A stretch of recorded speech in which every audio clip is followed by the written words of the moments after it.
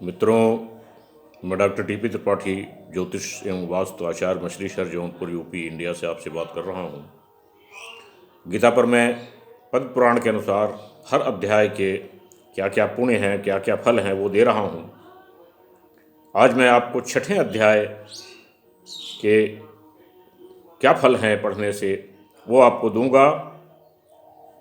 मैं छठे अध्याय के अंतिम 45, 46 और 47 श्लोक पढ़ता हूँ।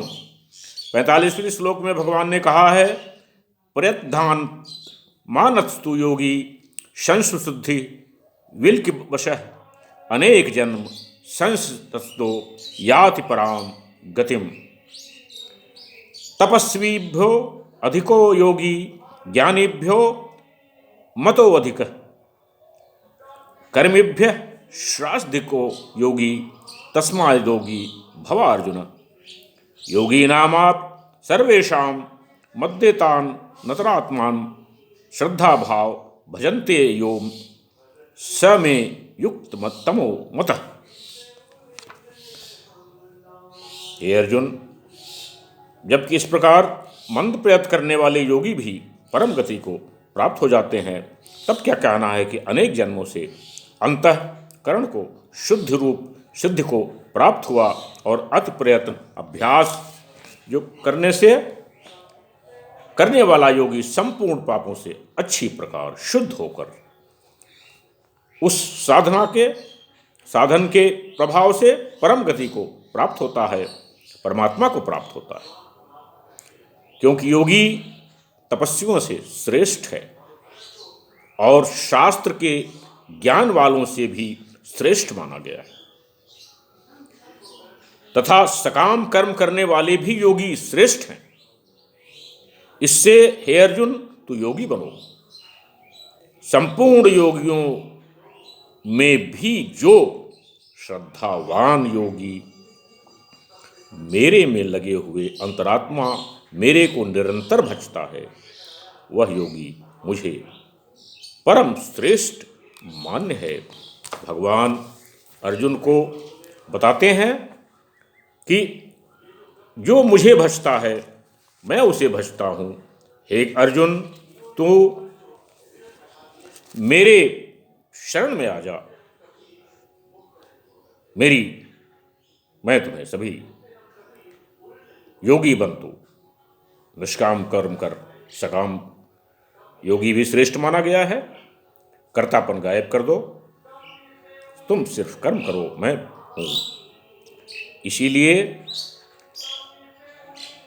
ऐसी पद्म पुराण में कथा आती है कि छठे अध्याय का पाठ करने वाले राजा जानश्रुत ने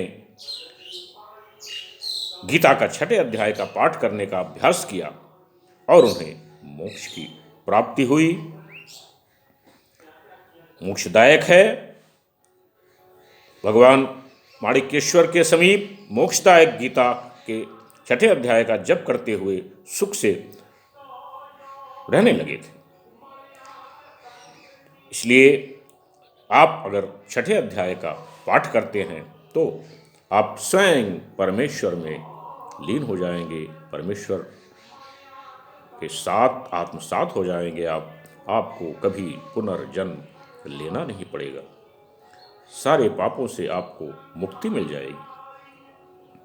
भगवान ने कभी गीता में धर्म की कोई बात नहीं की।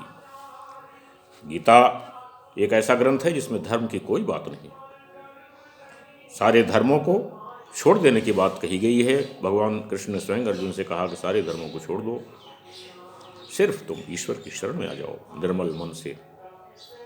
मानस में गोस्वामी जी ने भी लिखा है, भगवान कहते हैं, निर्मल जन जन सो मोहि पावा, मोहि कपट छल छिद्र न भावा, और सम्मुख हो जीव मोहि जबहि, जन्म कोटि अघ नासई तबहि।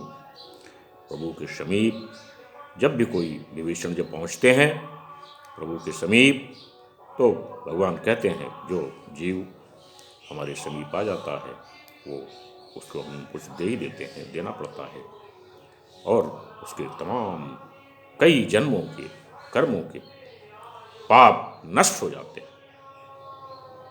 तो गीता के 6ठे अध्याय का पाठ करना अद्भुत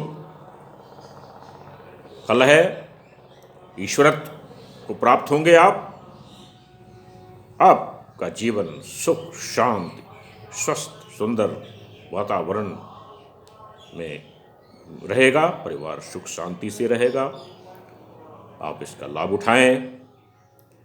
मेरा ये पोस्ट आपको पसंद आया तो लाइक करें, ना पसंद आया तो डिसलाइक करें, शेयर करें, सब्सक्राइब करें, जिससे मेरे विचार आपको समय समय पर मिलते रहें और आप उससे लाभान्वित होते रहें। मेरा नंबर है 9451033559। तब तक के लिए नमस्कार।